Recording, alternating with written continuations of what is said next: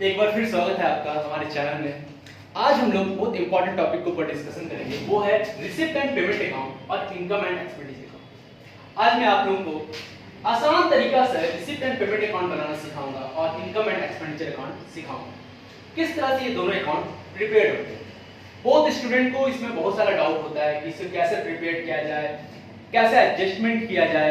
आज मैं सारा चीज इसमें क्लियर करने वाला हूँ, तो आप वीडियो में बने रहिएगा और देखिए किस तरह से मैं इसे आसान तरीके से समझाता हूँ। चलिए तो स्टार्ट करता हूँ मैं।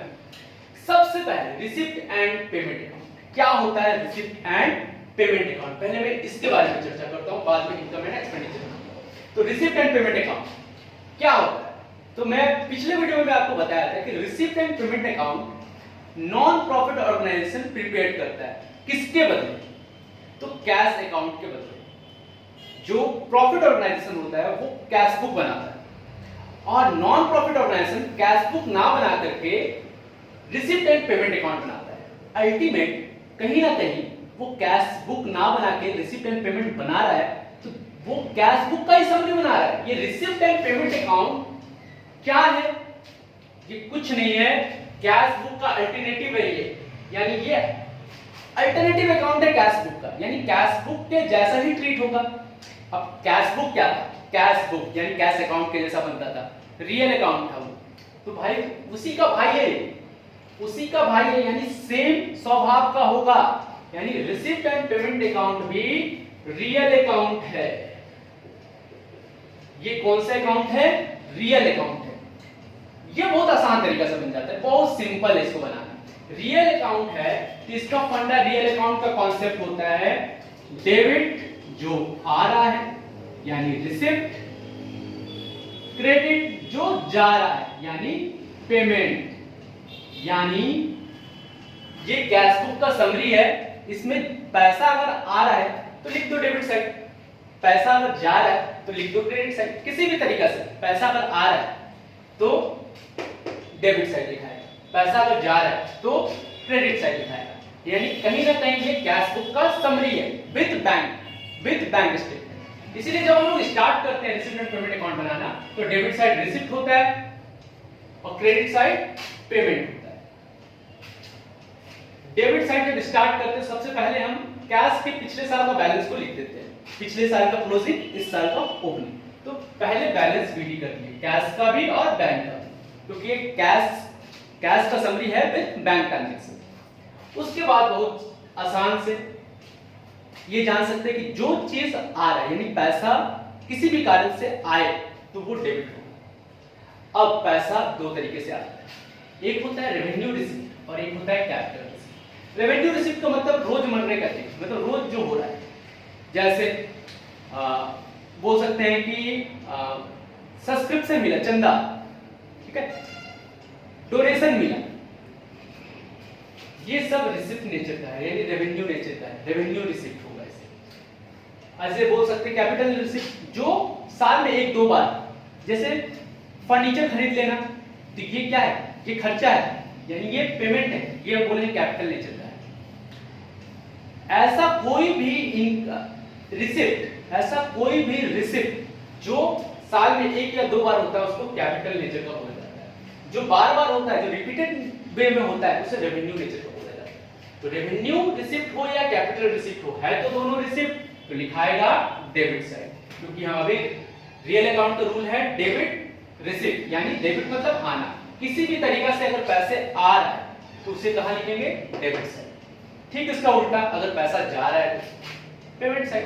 किसी भी तरीका से पैसा जा सकता है, वो रेवेन्यू पेमेंट हो सकता है, कैपिटल पेमेंट हो सकता है। मतलब जो एक साल में रिपीटेड वे में हो, रेवेन्यू पेमेंट, यानी ऐसा खर्चा जो एक साल में बार बार होता है, रेवेन्यू पेमेंट। ऐसा खर्चा जो साल में दो बार, एक या दो बार होता है, कैपिटल पेमेंट। और लास्ट में हम लोग क्या कर देते हैं, अकाउंट क्लोज कर देते हैं। कैश का बैलेंस यहाँ ओपनिंग था तो साल भर का ट्रांजैक्शन करने के बाद यहाँ क्लोजिंग हो जाएगा। बैंक का यहाँ ओपनिंग था, साल भर का ट्रांजैक्शन करने के बाद यहाँ क्लोजिंग हो जाएगा।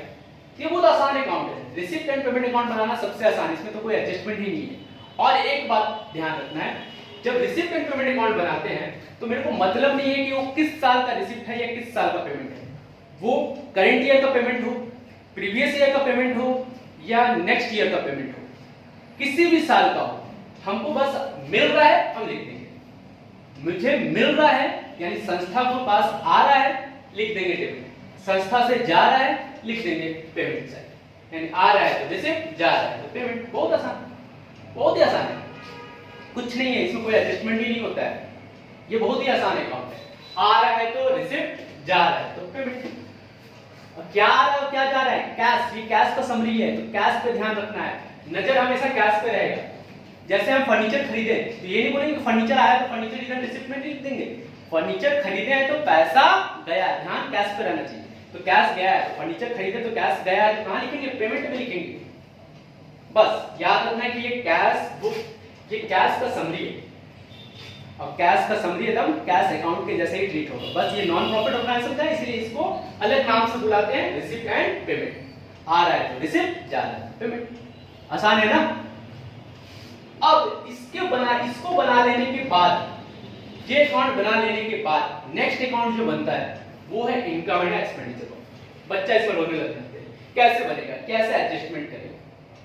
ध्यान से सुनिए, बहुत ही आसान है, बहुत ही ज्यादा आसान है इनकम एक्सपेंडिचर अकाउंट बनाना।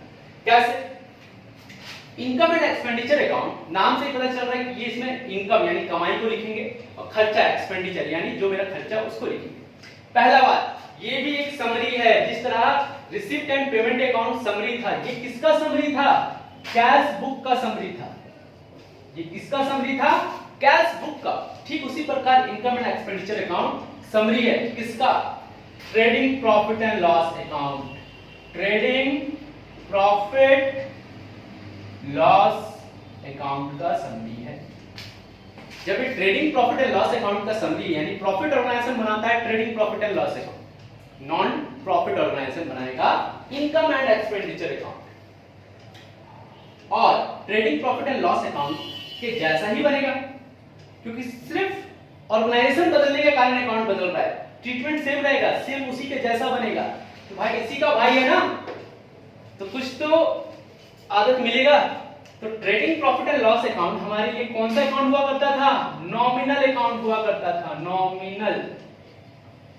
तो ये भी नॉमिनल अकाउंट है, यानी इनकम एंड एक्सपेंडिचर अकाउंट भी नॉमिनल अकाउंट के जैसा बनेगा। इसमें सारा रूल नॉमिनल अकाउंट का लगेगा।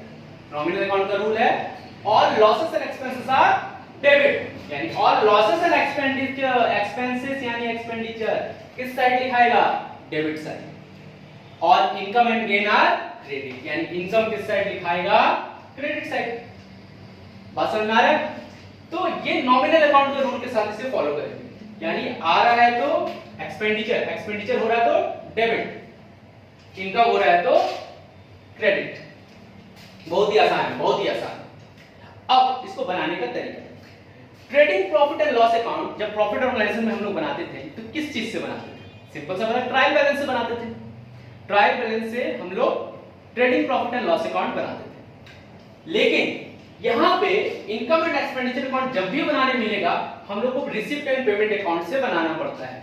हम लोग को क्वेश्चन में क्या दिया रहेगा, रिसिप्ट एंड पेमेंट अकाउंट, और हम लोग को बोलेगा कि income and expenditure account prepare करो। तो कैसे प्रिपेयर करेंगे, तो ध्यान से सुनिए क्या ट्रिक है इसका। बहुत ही आसान ट्रिक है। रिसिप्ट साइड में दो तरह का रिसिप्ट होता है, एक होता है रेवेन्यू रिसिप्ट, एक होता है कैपिटल रिसिप्ट। रेवेन्यू रिसिप्ट और कैपिटल रिसिप्ट से याद रखना है कि रिसिप्ट मतलब इनकम, जो मेरे पास आ रहा है वो मेरा कमाई है, लेकिन किस नेचर का, सिर्फ रेवेन्यू नेचर का। यानी रेवेन्यू नेचर का अगर हम इस साइड लिख दिए, यानी रेवेन्यू रिसिप्ट खोज के हम इधर लिख लिए तो ये बन जाएगा मेरा इनकम। लेकिन उसमें एक चीज करना है, आफ्टर एडजस्टमेंट, एडजस्टमेंट करने के बाद लिखना है। और यहां से अगर हम रेवेन्यू ने पेमेंट को उठा करके इधर लिख दिए तो बन जाएगा एक्सपेंडिचर। लेकिन हाँ, जो भी पेमेंट लिखेंगे आफ्टर एडजस्टमेंट। अब एडजस्टमेंट क्या हम बताएंगे, यानी कहीं ना कहीं ये क्या है, क्रॉस बन रहा है, क्रॉस हो रहा है एक दूसरे को। रिसिप्ट, उसमें से रिसिप्ट में से रेवेन्यू नेचर का चीज खोजिए, लिख दीजिए। पेमेंट, इसमें से रेवेन्यू पेमेंट खोजिए, लिख दीजिए। कैपिटल नहीं, कैपिटल बैलेंस शीट में जाता है। इनकम एक्सपेंडिचर अकाउंट में कैपिटल रिसिप्ट नहीं आता है ना कैपिटल पेमेंट आता है। कैपिटल रिसिप्ट और कैपिटल पेमेंट कहां जाएगा, बैलेंस शीट में जाएगा। इसमें क्या करना है, revenue payment expenditure side, revenue receipt income side. आसान है, बहुत ही आसान है।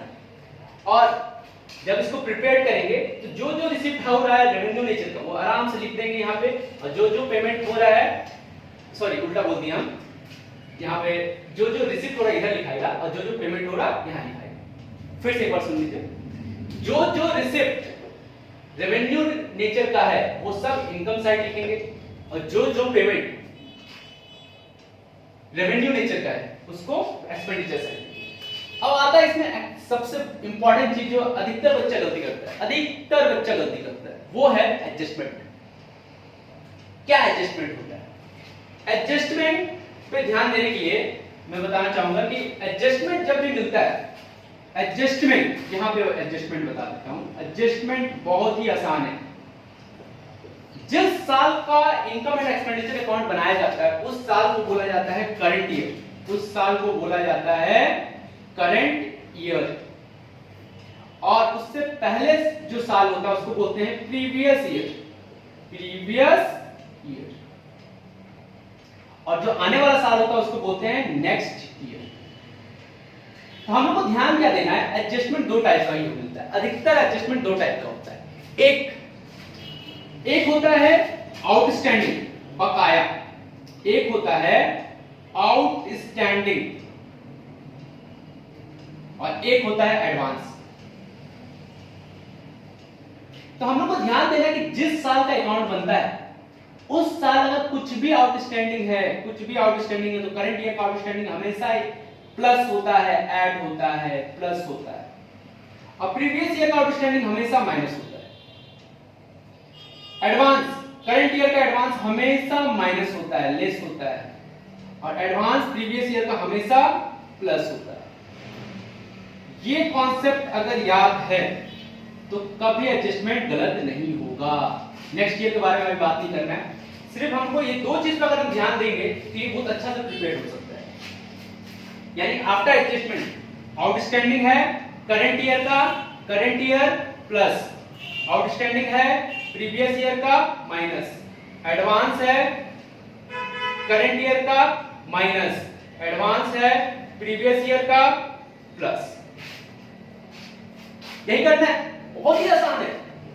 सेम इसमें भी सेम चीज, आउटस्टैंडिंग अगर लग रहा है current year plus outstanding previous year minus out advance current year, क्या होगा? Minus advance previous year plus. बहुत ही सिंपल, बहुत ही सिंपल। ये हुआ कॉन्सेप्ट। अगर ये कॉन्सेप्ट आपके दिमाग में है तो अकाउंट बहुत ही अच्छा से बनेगा, कभी अकाउंट्स में गलती नहीं होगी, और बहुत सिंपल अकाउंट है। याद रखना है रिसिप्ट पेमेंट किसका समरी है? कैश बुक का। कैश बुक का भाई है, एकदम कैश बुक के जैसा बनेगा, रियल अकाउंट के जैसा। कैश बुक यानी कैश क्या है? रियल अकाउंट है। इनकम एक्सपेंडिचर किसका भाई है? Trading profit and loss account का। ठीक ट्रेडिंग एंड प्रॉफिट लॉस के अकाउंट के जैसा ही बनेगा, यानी नॉमिनल अकाउंट का रूल फॉलो करेगा। बहुत ही आसान है। तो मेरे को कहीं ना कहीं लग रहा है कि आप लोगों को समझ में आया है। इसको अप्लाई कीजिए। आप जो भी अकाउंट्स बनाएंगे एनपीओ का, जब रिसीट पेमेंट अकाउंट बनाएं, इनकम एक्सपेंडिचर अकाउंट बनाएं, इसको अप्लाई करके देखिए, आपसे बिल्कुल अच्छा से अकाउंट बनेगा और बिल्कुल करेक्ट अकाउंट बनेगा।